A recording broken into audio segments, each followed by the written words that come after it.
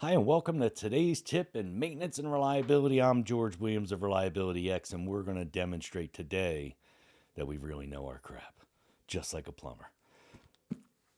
Maintenance and reliability best practices. We're going to use a random number generator to generate a page and give you a practical tip associated with whatever is on that page. So let's go to our random number generator. Generate. Oops, I always try to click on it inside OBS. Page 54. Well, that's going to be early in the book.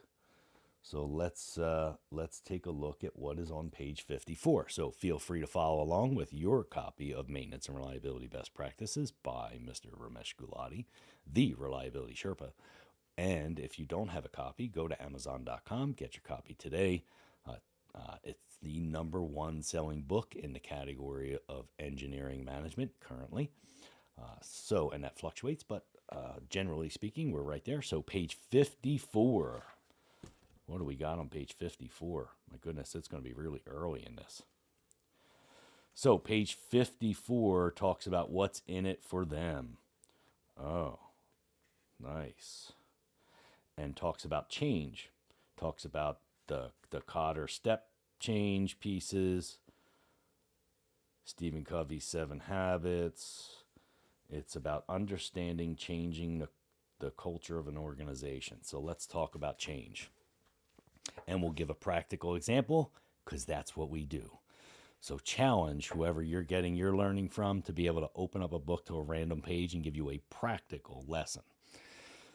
Change management. Number one, I'm not a fan of the term culture change. I don't think you don't change a culture, you evolve people. Culture change happens through education, through awareness and understanding. We allow people to come to their own understanding so that they evolve as a human being. We're not changing them. If you come to somebody and tell them they have to change, that's not a good thing. Number two, understand the change curve. So in the change curve, if you're unfamiliar with it, look up Kubler Ross change curve. The second phase of the change curve is called denial. But in denial, it's actually upwards on the curve.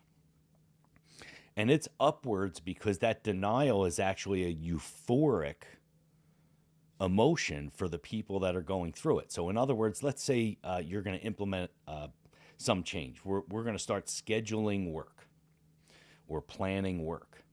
The first response from the trade staff is going to be, you can't plan my work. You don't know what the hell I do every day.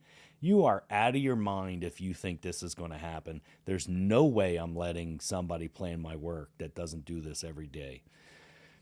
Because they are confident that it's going to fail, that's why denial is actually a euphoric and upward on the curve emotion. Change management is about how do we flatten the change curve. And the way you flatten denial is by communicating effectively and consistently that this is happening. I know we failed 8 million times at 27,000 other initiatives, but this one's happening. And the second piece of that is by educating people, giving them awareness and understanding. Why are we going to go down this path of planning and scheduling? Why does it make sense? You can't plan my job, and I don't know why we need another person because I already plan my own work. I get my own parts. I don't need somebody else to do that for me. That's not what planning and scheduling is all about. We do that because we want to compartmentalize the work because it's more efficient to do that. Henry Ford invented the assembly line, and the day before they flipped the switch, everyone in the plant could build a car from the ground up. It didn't make it a bad idea. And so we want the trade staff working in the field. So that change, that understanding as to why, it's not because we don't trust you. It's not because we don't think you know how to get parts. None of that is a reality. The reality is we want to compartmentalize work. So give that understanding to people, and that awareness to people helps flatten the change curve. If all we say is, well, we read some book and it said we should plan and schedule work, that's not change management. So change management is about flattening that curve, and you do that through education, understanding, and on the back end of that change curve, you do that through giving good experiences. Allow people to be successful in that new change and give them experiences will help them create behaviors and a sense of ownership. And we're trying to get from an unawareness through awareness and ownership and awareness, understanding, buy-in, and ownership.